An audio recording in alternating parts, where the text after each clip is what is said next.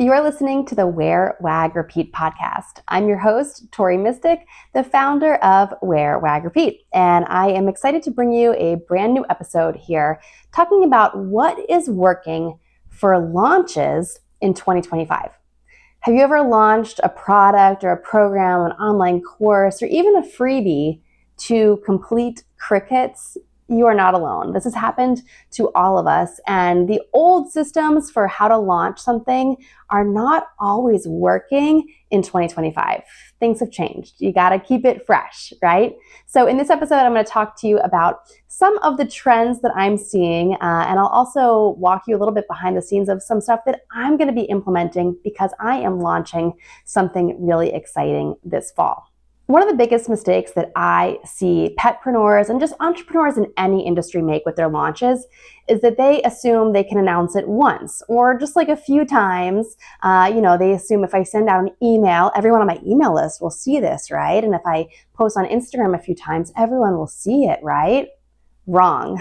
That is not the case. You need to talk about things many, many times, and you need to have a strategy behind how you launch what you've been working on. You put your heart and soul into this, so you want to make sure that people see it and that they know about it and that they can sign up or buy whatever it is that you're launching.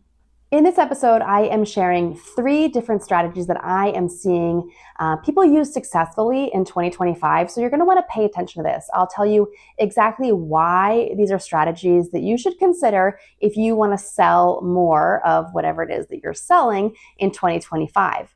You will walk away from this episode with ideas that you can actually implement. Plus, I have a full training in my membership, Wear Wag Repeat Society. Our August theme is launch strategies. So if you want to dig deeper, get some accountability support, and also get my one-on-one advice through office hours that I have in my membership, you should definitely check us out. It's wearwagrepeat.com/society, and you can do a 2-week trial. Our call, if you're listening to this episode the day that it comes out, which is Wednesday, August 6th, 2025, we have our August member call tonight. So if you're listening to this, go over to wearwagrepeat.com/society and get signed up. You can join the August call. You'll get the brand new exclusive lesson about launch strategies where I go much deeper than I can in this podcast episode. And you'll also have access to 2 weeks worth of office hours one-on-one support from me. So before I get into this episode and all these launch strategies, I want to give you a little bit of a personal update. If you're watching this episode on YouTube, you'll see that next to me is my best boy, Burt. He's been keeping me really great company since we said goodbye to our beloved best friend, Lucy. Sorry, I squeezed his foot a little too hard. I'm relying on him a little bit as my emotional support dog. And he's been a great emotional support dog since we said goodbye to Lucy. I can't believe that when this episode comes out, it will be 2 months since Lucy left our world. And as you can tell, I'm still very, very emotional and I miss her a whole lot every single day. But I am so inspired. I'm just, where I'm sitting in my office, I'm looking around, I'm surrounded. Behind me are pictures of Lucy. In front of me are pictures of Lucy and quotes about her, and even a paw print of my previous dog, Lola. And I'm just reminded of how much these dogs have brought into my life and really how they've guided my career path. I'm here talking to you today because of my dogs, and I'm guessing that you're here listening today because of your dogs. So it's a really cool thing that's kind of bound us together and brought us together. So kind of the little update that I want to share with you this episode, and it's really relevant to our discussion about launches, is that I'm going to be launching a brand new podcast coming out on October 1st, and it's going to be for pet parents. I've loved doing this podcast for petpreneurs, and thank you so much for listening and sticking around and being here with me. I've interviewed hundreds of women in the pet industry and also done hundreds of solo episodes. So it's really exciting to me to launch a brand new show to like a slightly different audience.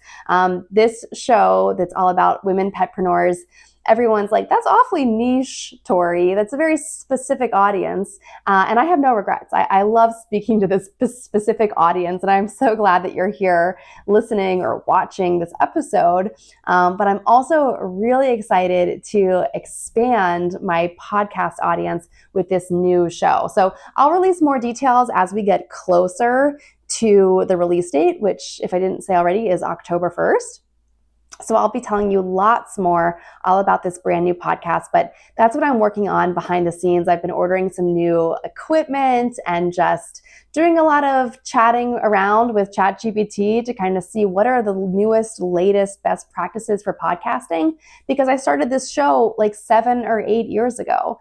And something that's really cool is this show launched on October 1st of whatever year that was. And so I'm going to be launching my new show on October 1st, 2025. So it's really cool. And I feel Lucy like kind of nudging me. Lucy was really the boss of our household.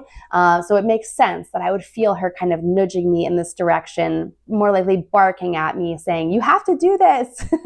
You have to do this right now. So wherever you are, Lucy, I am listening to you, and I am going to be creating this whole show in your honor. So okay, before I start crying, let's get back to the topic of today's episode. So, gone are the days of just coming up with a brand new thing, launching it on some random day, and people going bananas crazy over it.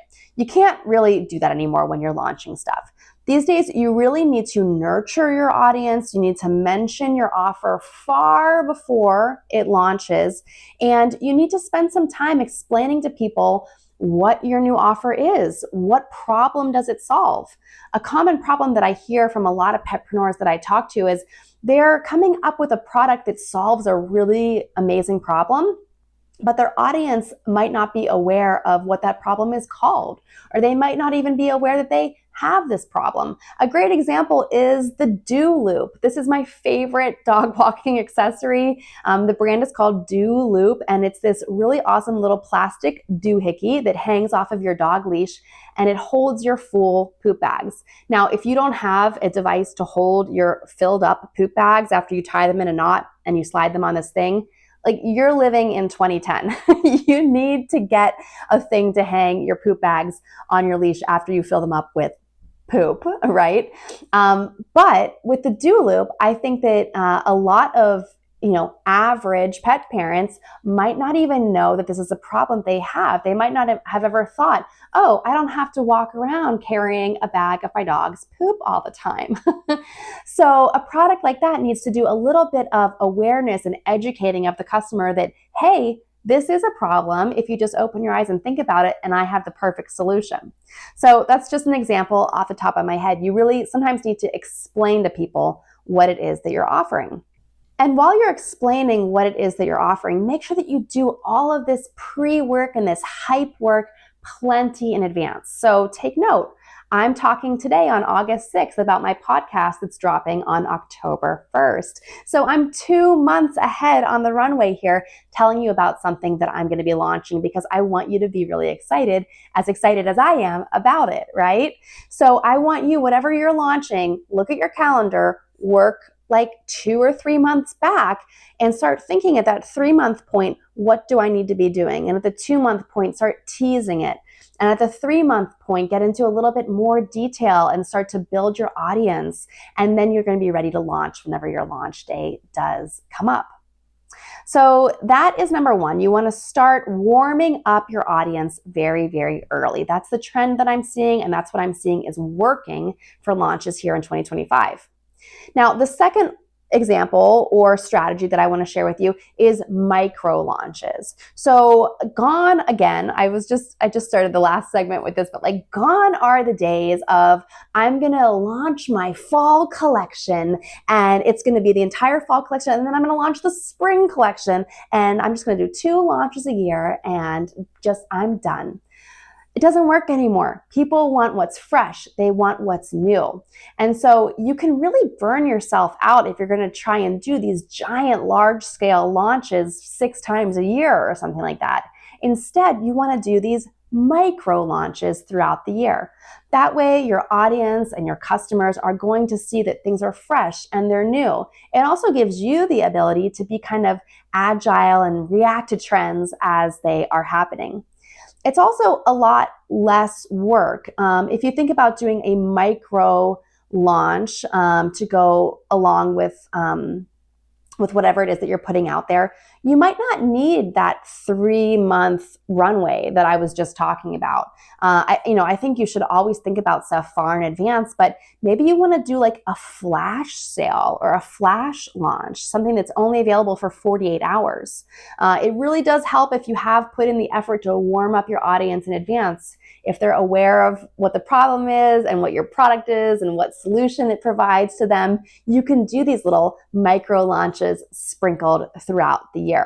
And I'm noticing that this is a big trend because I think it's less stressful and it is super effective, especially when you put some sort of a time limit on it. We know that launches that have some sort of time constraint can be very effective. So like get this thing before it's gone in 48 hours or something like that. Or launching a very small exclusive collection. I just saw a creator on Instagram. She has these adorable, it looks like the LL Bean boat and tote bag, but it's made out of leather. And she hand paints these cute little things on the front of them, like a fish or a couple of olives, or just cute little summery things like a beach umbrella or something like that. And she was doing so many posts. I happened to see one of her older posts. The product actually launched, I think, back in June. And I just saw one of the pre-posts yesterday. So this actually did go on to live on for a while on her social media. But she was doing a ton of hype, getting people excited. And she was saying, you cannot DM me to order these. I cannot reserve it for you. They're going to go live on this day and they're going to sell out. There's all these people on the waiting list. If you're not on the waiting list, get on there. That's your best chance of getting your hands on this thing that I've created. And I've only created 6 of them or 9 of them or whatever it is. She had a lot of scarcity built into her offer. And it's not necessarily a bad thing. I mean, building scarcity into your offer is not, it's not like a negative sales tactic. It can actually be really strategic for you. And it can make sure that you don't get burnt out by whatever you're doing so you can keep repeating it as the year goes on. So consider trying out a micro launch for your next product, freebie, course, service, whatever it is that you're putting out there. Now, the third thing that I want to share in terms of launch strategies is called multi-channel storytelling. So your audience on Instagram, your audience on your email list, your audience on Facebook, your audience on your website, your audience, maybe you have a podcast or YouTube channel like I do. Your audience in all those different places, there's going to be some overlap. There's going to be a lot of people who only follow you on one of those different channels. So it's really important that whatever you're launching, that you're talking about it and sharing it in all of those different places. Now, you might have to consider kind of changing your language and changing your tone on the different platforms. You're probably not going to post the same thing on LinkedIn that you would post on Facebook, that you would post on your email newsletter, that you would put on Instagram or something like that.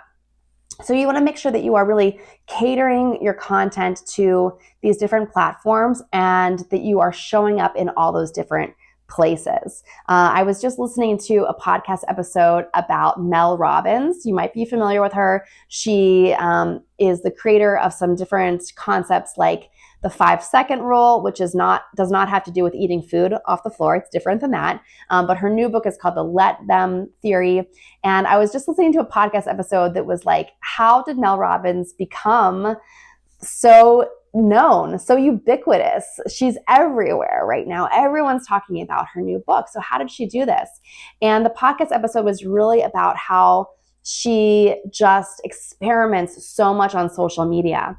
And she's a lot of like self-development type stuff. So for example, on Instagram, she's posting self-development about, my house is dirty. I need to cook dinner, but I don't feel motivated. So she shares her 5-second rule thing over there because people are looking up a lot of home stuff. There's influencers, lifestyle, that kind of stuff. Then she goes over on LinkedIn, and the content that she shares there, it's about self-development in the workplace, how to stand up for yourself at work, sharing her let them theory about how it applies to your coworkers or your boss or anything like that. So she really caters her content to the different platforms, and she does a lot of experimenting to see what takes off and what works, and whatever those things are, she takes them and she runs with them. So that's something I definitely want to encourage you to do for your next launch, is catering your content towards your different channels and showing up in a lot of different places. So to wrap this up, let's zoom out a little bit and recap what we have talked about. First of all, you don't need to do more. You just need to be a little bit more strategic with what you do when it comes to your launches. So the first 2025 launching trend that I mentioned was warming up your audience and really hyping up your offer far in advance. Give yourself a 2 or 3 month runway to start hyping up your offer. The second trend that I noticed that actually does tie in to that 2 or 3 month runway is these micro launches. So if you've put in the footwork and the legwork to warm up your audience and educate them about how awesome your product is and how awesome you are, you can do these little micro launches. It's like a 48-hour flash sale or something like that throughout the year. And then finally, I just wrapped up by talking about multi-channel storytelling. So I really hope that these 3 trends have inspired you to launch something in your pet business with more ease, more clarity, and hopefully more sales and results. I really think all of us should launch something this fall. Right now, you're hopefully listening to this the day it comes out, right? Because you're a loyal listener. You've got the notifications turned on.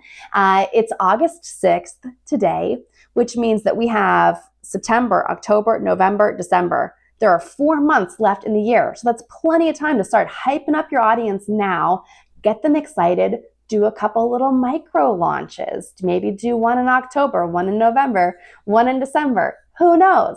I really am excited to hear about what you choose to do. And I hope that you'll join Wear Wag Repeat Society so that I can get into the nitty-gritty details and brainstorm a little bit more with you. So like I said, you can go to wearwagrepeat.com/society to sign up for the membership. It's month to month, so you don't have to commit to the next 4 months, although I'd love to spend the rest of 2025 with you. But you can do it month to month. And in fact, you can do a 2-week trial. It's only $24, the best deal I have ever seen online. But I really want to get you in there because I think you're going to love it. And ultimately, I want to impact and help as many petpreneurs as I can. So even if you come and you just do the 2-week trial, that's totally cool. I just want to hear about what you're launching, what your ideas are, and see how I might be able to help. We have over 50 archived lessons in the Petpreneur resource library in the membership. And like I said, 2 nights, August 6th, is our member call. Those are always recorded, but I love when people can show up live. And if you can't show up live, this year I have an awesome thing called office hours, and it's totally asynchronous. And like you might be thinking, Tori, what does asynchronous mean?